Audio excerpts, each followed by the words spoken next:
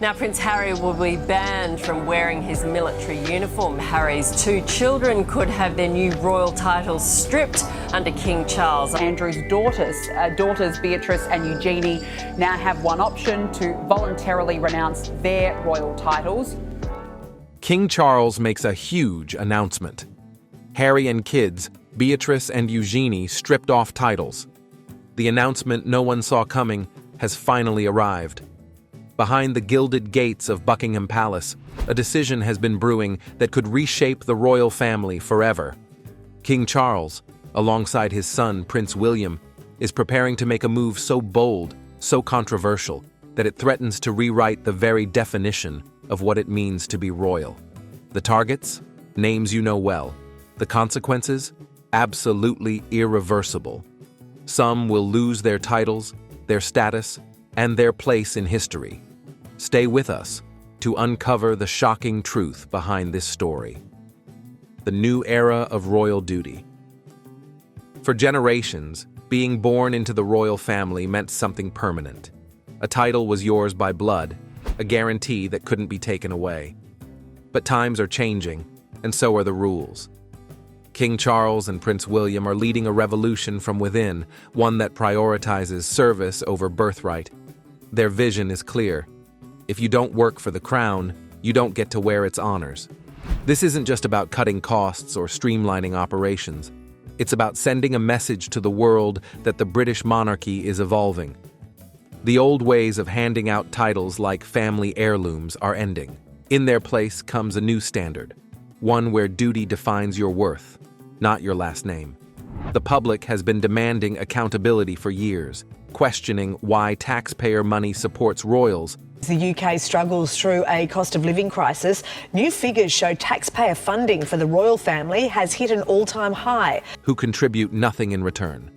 Now, it seems those questions are finally being answered. The timing couldn't be more significant. As the monarchy faces mounting pressure to prove its relevance in modern society, Charles and William are taking decisive action. They've watched other European monarchies slim down and thrive. Denmark, Sweden, Norway, all have successfully transitioned to smaller, more efficient royal households. The British crown is now following that path, but the journey won't be smooth. Family bonds will be tested, relationships will fracture, and some will never forgive what's about to happen.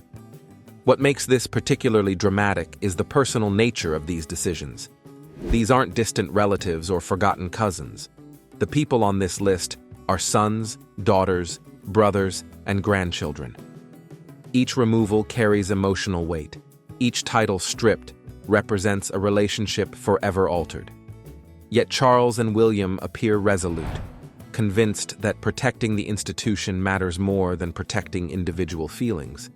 The monarchy, in their view, must survive even if that means making heartbreaking choices.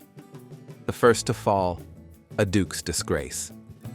If there's one person who seems destined to lose everything, it's Prince Andrew. Once a celebrated naval officer and the Queen's favored son, his fall has been nothing short of catastrophic. The man who once walked with pride through palace halls now hides from public view, his reputation destroyed by scandals that refuse to fade. His connection to Jeffrey Epstein became the albatross around not just his neck, but the entire royal family's. The interview that sealed his fate still haunts him. In 2019, thinking he could clear his name, Andrew sat down for a BBC Newsnight special that became a masterclass in public relations disaster. Instead of sympathy, he earned mockery. Instead of understanding, he faced outrage.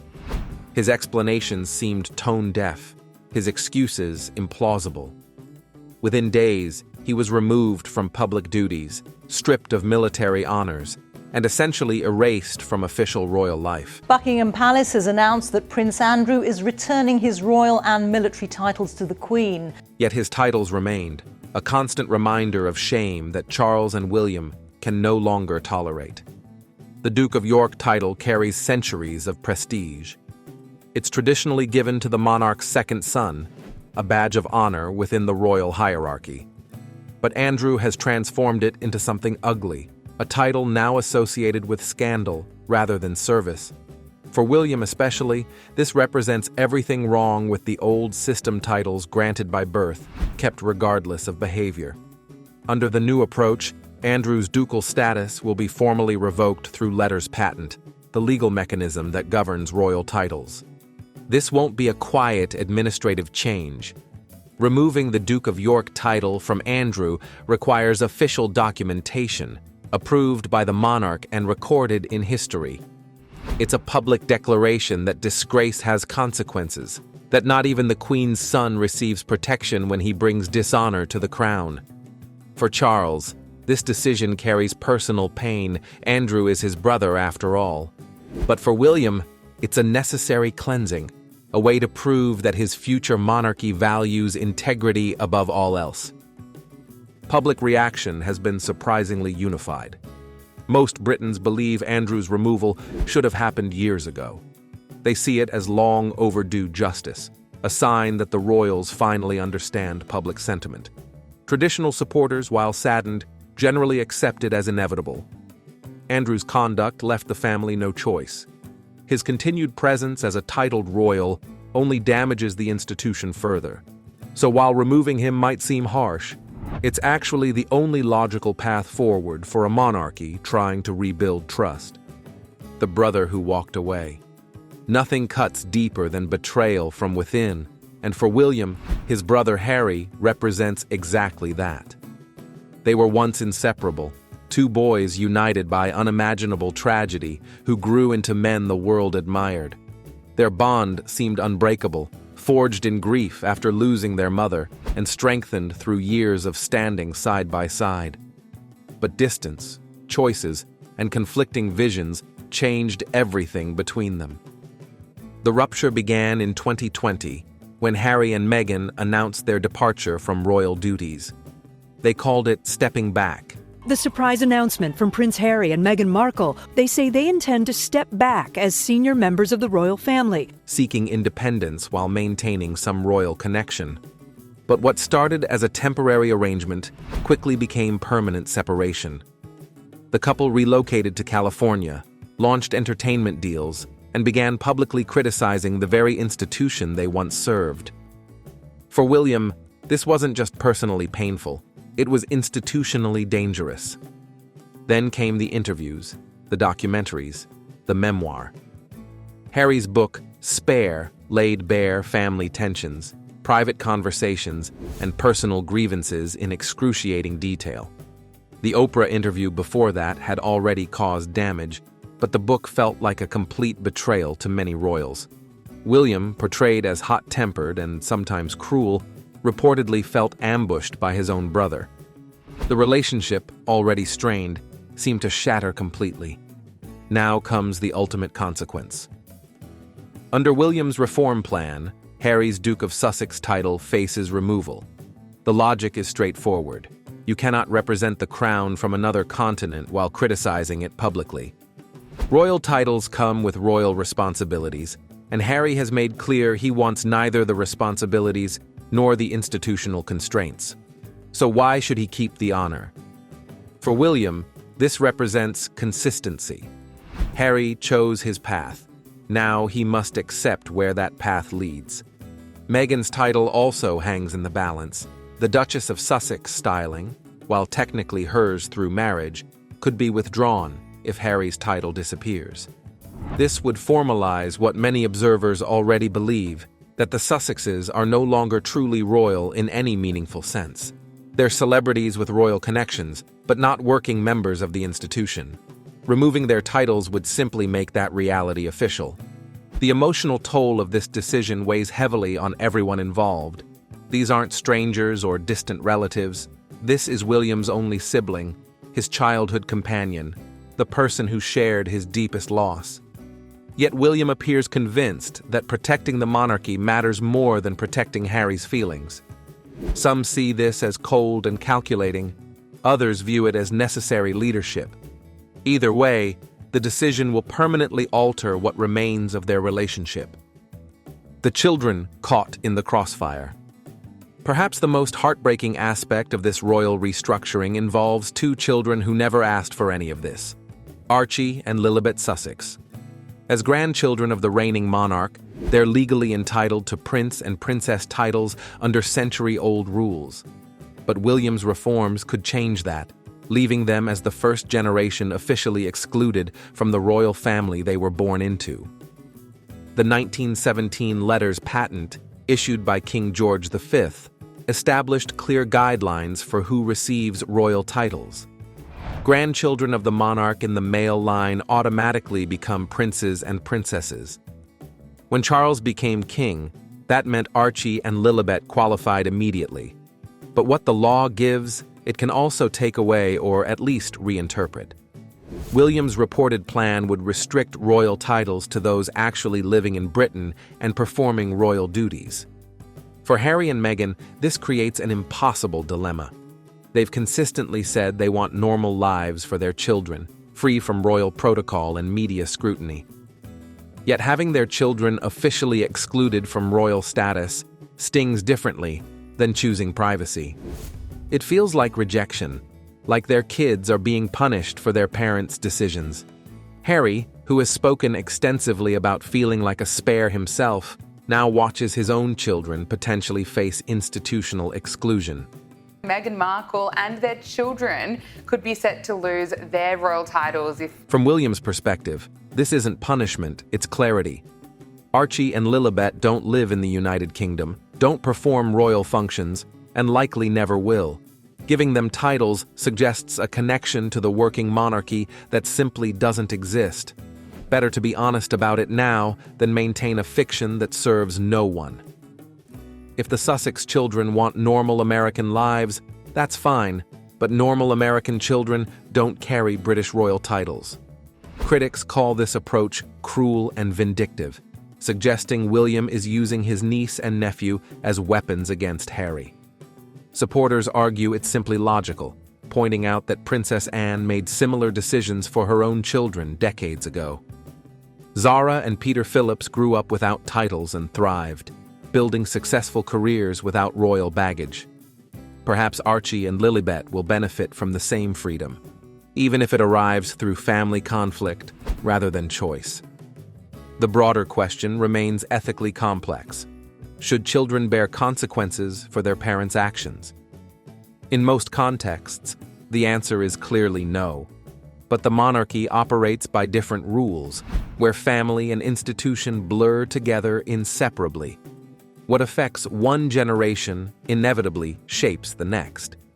If William proceeds with title restrictions, he'll be making a statement that resonates far beyond his immediate family, that the future monarchy belongs only to those actively building it. The princesses in limbo, Beatrice and Eugenie, find themselves in an awkward position that perfectly illustrates the challenges of modern royal identity. They're princesses by birth, professionals by choice, and non-working royals by necessity. The daughters of Prince Andrew have navigated their royal heritage carefully, maintaining low profiles while building independent careers. But William's streamlining vision puts them directly in the crossfire.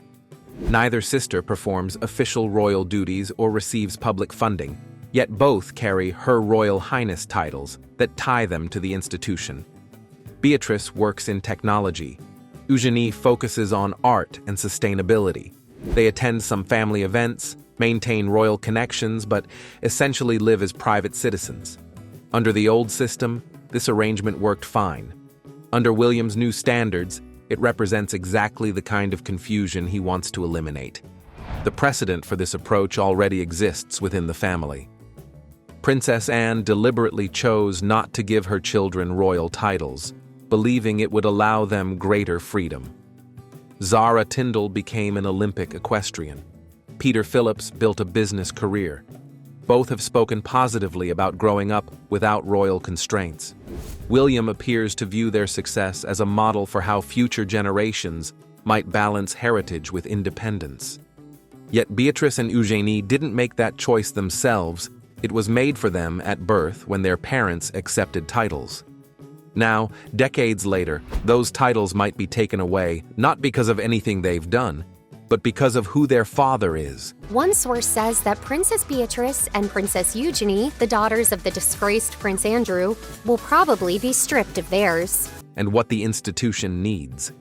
This feels different than Anne's proactive choice, more like punishment by association. Both sisters have maintained dignified silence through their father's scandals, yet they may pay a price for his failures. Family dynamics add another layer of complexity. Beatrice and Eugenie have remained close to William despite everything, attending family gatherings and supporting the crown when appropriate. Stripping their titles could feel like betrayal after years of loyalty. On the other hand, William might argue he's actually freeing them, releasing them from royal expectations they never truly wanted in the first place. Whether they see it that way remains uncertain. The man behind the vision. Understanding. William's reform agenda requires understanding William himself. His life has been shaped by extraordinary circumstances that few people could imagine, raised in the spotlight, defined by tragedy, groomed for kingship since childhood. Every experience, every loss, every public moment has contributed to his vision of what the monarchy should become. Diana's death, when he was just 15, changed everything about how William views royal life. Walking behind her coffin while cameras captured every moment of grief taught him hard lessons about privacy, duty, and the crushing weight of public expectation. His mother's attempts to give him normal experiences, visiting homeless shelters, riding theme park attractions, attending regular schools, showed him life beyond palace walls. These contrasting influences created someone who respects tradition but refuses to be imprisoned by it. His education reflected that balance carefully. Eton provided elite schooling within royal tradition. St. Andrews offered genuine independence, where he was simply William Wales, not Prince William. At university, he met Kate Middleton, a commoner who would eventually become his wife and the future queen. That relationship itself represented modernization, choosing partnership based on love and compatibility rather than aristocratic connections. Military service deepened his understanding of public duty. Training at Sandhurst, serving as an RAF search and rescue pilot, working with air ambulance crews, these roles connected him to ordinary Britons in ways previous royals rarely experienced. He saw firsthand the dedication of emergency responders, the challenges facing working families, the reality of life outside royal privilege. Those experiences convinced him that the monarchy must justify its existence through service, not tradition alone. His marriage to Kate in 2011 marked a turning point for public perception of the royals. This is the first royal wedding where friends and family outnumbered the official guests. Here was a future king choosing a middle-class bride, presenting a partnership based on mutual respect and shared values. Together, they've crafted a public image focused on practical impact, mental health advocacy, early childhood development, environmental protection. Their approach emphasizes measurable outcomes over ceremonial appearances, substance over spectacle. As a father to George, Charlotte, and Louis, William is fiercely protective of their privacy while preparing them for future responsibilities. He's determined they won't face the invasive media attention that scarred his own childhood. Yet he also understands they represent the monarchy's future and must be prepared for that role. Balancing these competing demands has made him even more convinced that the institution must evolve to survive. William stands between two worlds, his grandmother's tradition-bound approach and his father's reformist instincts. Queen Elizabeth represented stability and constancy through decades of change. Charles has pushed modernization, environmental advocacy, and financial transparency. William appears ready to go further, viewing the monarchy as a civic institution that must earn public support through continuous service and accountability. International examples inform his thinking. Scandinavian monarchies have successfully downsized without losing public affection. They've proven that smaller can be stronger, that efficiency doesn't diminish dignity. William has reportedly studied these models closely, convinced that Britain's monarchy must follow similar paths or risk losing relevance entirely. The question isn't whether to reform, but how quickly and how dramatically. The future takes shape. King Charles supports his son's vision, having advocated for a slimmed-down monarchy throughout his decades as heir. His own reign has focused on transition, reducing the number of working royals and increasing transparency around royal finances. The current working royal core, Charles, Camilla, William, and Catherine, represents this philosophy in action. As Charles ages and eventually steps aside, William will inherit not just the throne, but the responsibility of completing this transformation. As the second in the order of succession, William is expected to take the throne following his father. The changes coming will fundamentally alter how the royal family operates. Fewer titled members means clearer lines of responsibility and less confusion about who represents the crown. It means reduced costs and better public accountability. But it also means family relationships strained or broken, traditions abandoned, and individuals who've lived their entire lives as royals suddenly finding themselves outside the institution. For those losing titles, the emotional impact will be profound. Andrew faces public humiliation after a lifetime of royal privilege. Harry watches his children being excluded from the family heritage. Beatrice and Eugenie potentially lose identities they've carried since birth. These aren't abstract policy changes. They're personal tragedies playing out behind palace walls. Yet William appears convinced that short-term pain serves long-term survival. The British public remains divided, but generally supportive. Most people understand that the monarchy must evolve or fade into irrelevance. They accept that titles should reflect contribution rather than birthright. They've grown tired of scandal-plagued royals dragging down the institution's reputation. At the same time, there's sadness about family divisions, concern about children caught in adult conflicts, and questions about whether William is being too harsh. What's undeniable is that change is coming. The announcement has been made, the wheels are in motion, and the monarchy will never be quite the same. William is betting everything on the belief that a smaller, more focused royal family will command greater respect and affection from the public.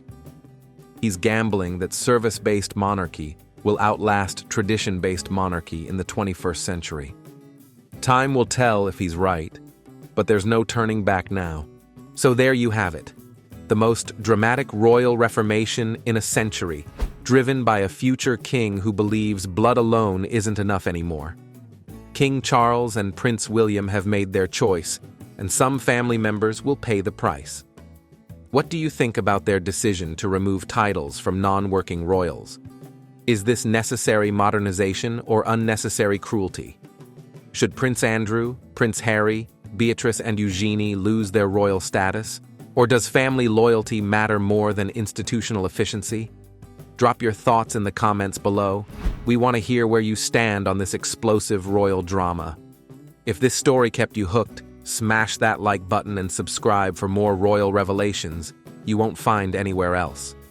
The crown is changing, and we'll be here to cover every shocking twist.